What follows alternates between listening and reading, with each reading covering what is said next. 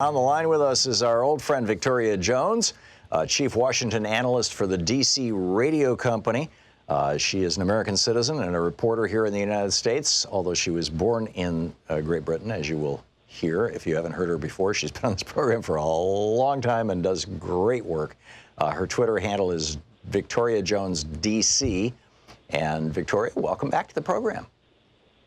Thanks very much, Tom. It is always great to hear your voice. So you sound a little somber. I'm guessing that has something to do with the election outcome yesterday? Well, I wasn't surprised. I mean, Jeremy Corbyn was the worst candidate in the history of candidates, and his campaign was disastrous.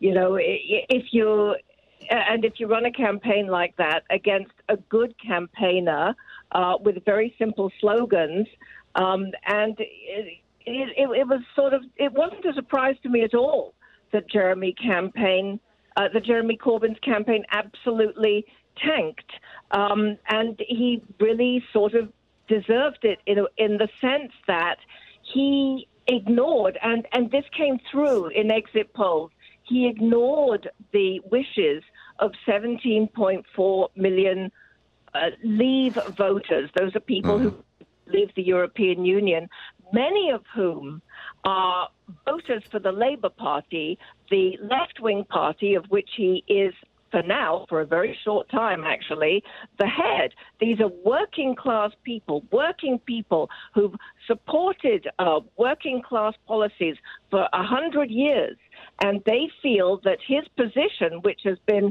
I'm not having a position, has really betrayed them. Yeah, I think that there's a parallel here to the United States. You know, the Democratic Party had been opposed when Ronald Reagan proposed NAFTA, when George Herbert Walker Bush wrote, negotiated NAFTA and laid the whole thing out. And most Democrats were opposed to these trade deals that were, good for corporations and bad for American workers. So much so that in the election of 1992, Bill Clinton versus George Bush, Ross Perot took 1 in 5 votes in the United States.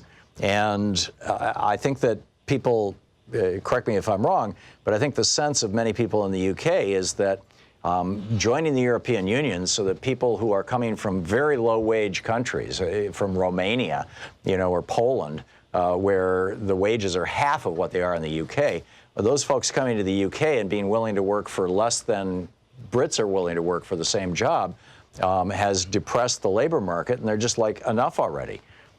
And it's sort of like the way a lot of people in the United States feel about so-called free trade. Your thoughts? That was part of the feel, and I think that was part of the feeling in some of these working class areas where it is already quite depressed, right. And where there is higher unemployment than certainly in other areas. But we should be clear that the turnout was not that high for the Conservatives. It really did not go up that much. What happened was that quite a lot of Labour voters, the left-wing voters, stayed home, and some voters voted for the Brexit Party. Right. And so that split the vote. Yeah, and this is sort of what happened here, with Hillary Clinton versus Donald Trump, is that, she got, I think it was either 5 or 7 million fewer votes than Barack Obama got. And, so the Obama voters just stayed home. I mean, some of them voted for Donald Trump, but most of them did not. And actually, probably the better analogy, instead of free trade, would be immigration. Yes. Here in the United States. And in fact, I was talking with Louise about this yesterday. I think that there's probably, and these are just wild off the top of my head numbers, but I'm guessing that probably about 70% of Americans who are opposed to expanding immigration into the United States. I mean, wildly expanding. I think there's a reasonable, pretty much everybody considers a couple 100,000 people a year, maybe even 1 million people a year reasonable. But, just throwing the doors open, that idea is probably about 70% of the people who are opposed to that are opposed to it because they see it as depressing the labor market. 30% of the people who are opposed to it are just opposed to it because they're just naked racists. And I think the Democrats have really hurt themselves by portraying everyone who is upset about immigration as being a racist. And I think that same thing is happening in the UK with regard to people who are opposed to Brexit, or is it not? Oh, I think it is a problem in Britain because of course, not everybody is. In fact, a tiny minority of people are. There are very real employment issues in the UK. Right. I think there were some other issues too. Boris Johnson had a very simple message. He has a very clever advisor. He had a simple message: get Brexit done. Brexit exhaustion really cannot be overemphasized. You know, you go into pubs, you know this, not that I'm suggesting you're a pub crawler, but you go into a pub and there are signs on saying you cannot talk about Brexit in this pub. Oh, really?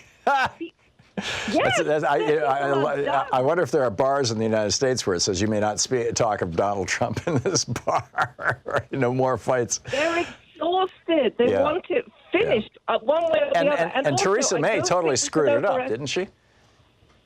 Yeah. Yeah. So this is now some of the headlines I'm reading, particularly over at the Guardian, you know, the left-wing newspaper, the progressive newspaper in the UK, suggest that Mr. Johnson, Boris Johnson, is going to reinvent British politics in a way that is going to be far more sweeping than anybody is currently imagining. Your thoughts on that and what that might mean? Well, that's because of, once again, because of his Svengali advisor. That's what he wants to do. Boris Johnson, nobody knows which Boris Johnson is going to show up next week in Parliament, quite honestly, because there are a number of different Boris Johnsons.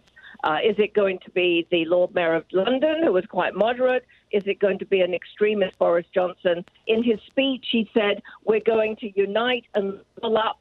Let the healing begin. Nobody knows what he means. Nobody knows what he's talking about. Is he taking advice from Steve Bannon? Well, he's taking advice from a gentleman Cummings, who is sort of Steve Bannon on steroids, a very brilliant man in his 40s who graduated from Oxford, who advises him in 10 Downing Street and who ran his campaign.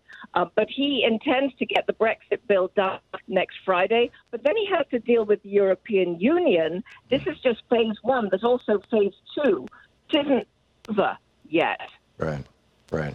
And the EU has to be very concerned that if Britain does a successful Brexit and it doesn't wipe out your economy and it does bring back manufacturing and it does raise wages, and, you know, I think there's every reason to believe that all those things will happen, that the other wealthy countries of Europe, France and Germany in particular, are going to start saying, hey, maybe we should go too. What do you think? There are real concerns about that. And I think it's also worth pointing out that there's actual genuine sadness today in Europe. They're really sad, actually, to see the UK leave. Mm. They like Britain. Mm. They don't want to say goodbye. Yeah. Yeah, it's remarkable. So any final thoughts here, Victoria, on where, well, I guess you said you're not sure where this is going to go. We'll have to have you back on in a week or two and give us a recap of, you know, which Boris Johnson turned up. Well, two thoughts. One serious, one perhaps not so. One is watch Scotland. They want a second referendum on independence. Yeah, because they want to go back and join the European Union. Yep, so that's major. And then the second one, Boris Johnson wants to bring a dog into number 10. So what is going to happen to Larry the cat? Larry the cat? Tell me about this. Well, Larry the cat is the number 10 cat. He's a mouser, and he belongs to number 10, Downing Street. Oh, really? Larry the cat. He's not the property of a former prime minister? He's just always been living there? He belongs to number 10. So what is going to happen to him if Boris brings in a dog? Well, we have 3 cats and 2 dogs, and they get along. In fact, one of our cats, I'll have to send you a video clip of it, one of our cats and one of our dogs, they'll just lay on the floor and play with each other for hours. So maybe they can work it out. Let's hope they can all get along.